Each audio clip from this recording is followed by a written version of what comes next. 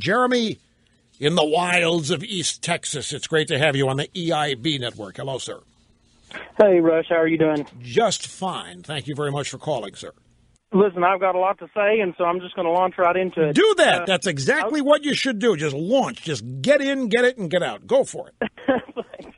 I was going to talk about the Cruz electability. I've heard people talk, and I've seen on social media where people say, I'm not sure Cruz can win in the general, and the news media has been promoting Rubio and some of these other candidates. And I just want to say, Cruz started out in the state of Texas when he ran for the Senate at 2% in the polls. The margin of error was 3%. And he went on to beat David Dewhurst, the lieutenant governor of Texas, by double digits, and then turned around and won the general election by double digits. So, this is that part is a frustration to me that people keep, they can't seem to take this. Even they make excuses even after the debate that Marco Rubio or this candidate's going to win the nomination. That's my first point. My second point is what you just talked about the climate change court.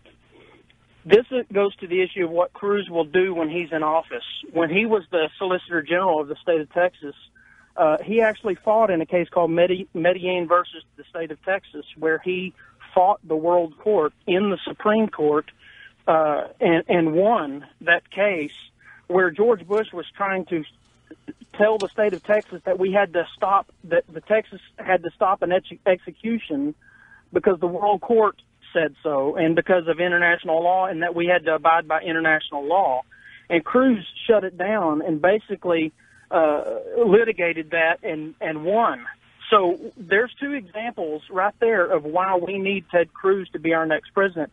Number three is, Obama has done, Cruz has actually said he's going to be to conservatives what Obama has been to liberals.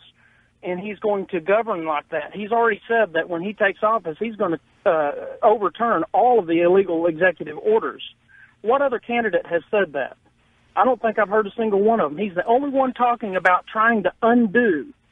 They speak in general terms about fixing Washington and all this kind of stuff, but he has actually come out and said, I'm going to do this.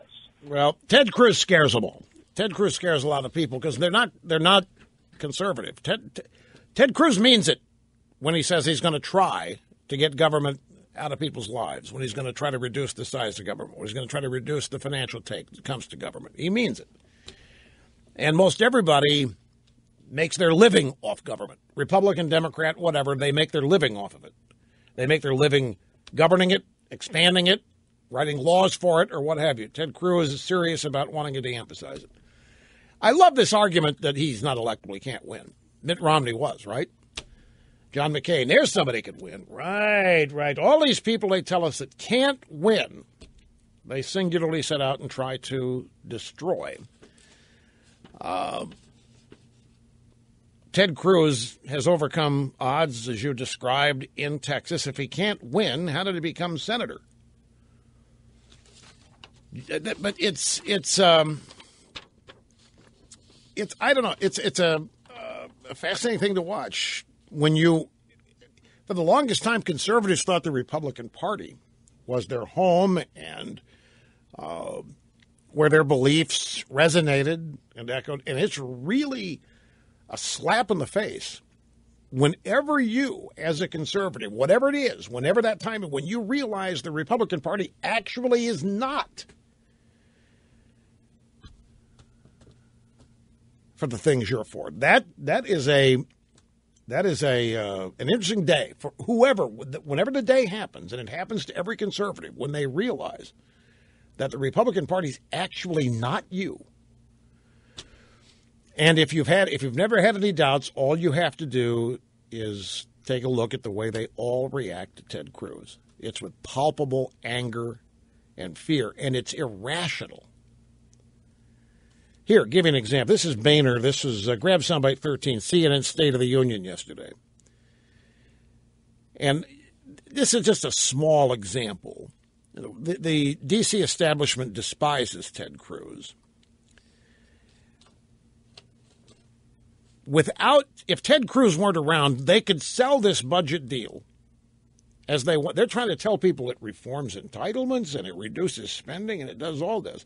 The thing is that Ted Cruz is running around calling them out on it. Saying, no, it doesn't do that.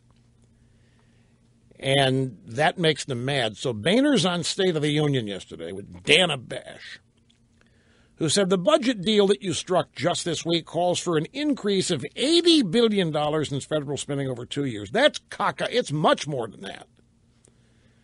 In exchange for a variety of cuts, Ted Cruz said it's a complete and utter surrender. John Boehner's golden parachute will certainly cement his legacy, but it's a slap in the face to conservatives. That's just total nonsense.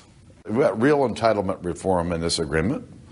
We've got a big group of members who need more money for our national defense. And all the increases in spending are offset with spending reductions elsewhere in the government. How does that, folks, the numbers don't add up that way. The net spending increases are significant. There isn't any entitlement reform. The national debt, by the time this deal is 1 year old, is going to be $20 trillion. Where in the world is anything being cut? Entitlements or anything else? Nothing is. You know why this budget was done? And Politico has a story. They're just smiling ear to ear on this story. Behind the secret budget deal that drove conservatives mad. And they're just so happy at the Politico. That's one of the biggest days they ever have, is when they can write a story detailing how angry conservatives are or how big a shaft the conservatives got. And this is one of these stories. A potential national default, John Boehner's resignation, and a resolute Barack Obama aligned to temporarily halt Washington's dysfunction. There isn't any dysfunction. Washington Democrats and Republicans are working together just fine, folks.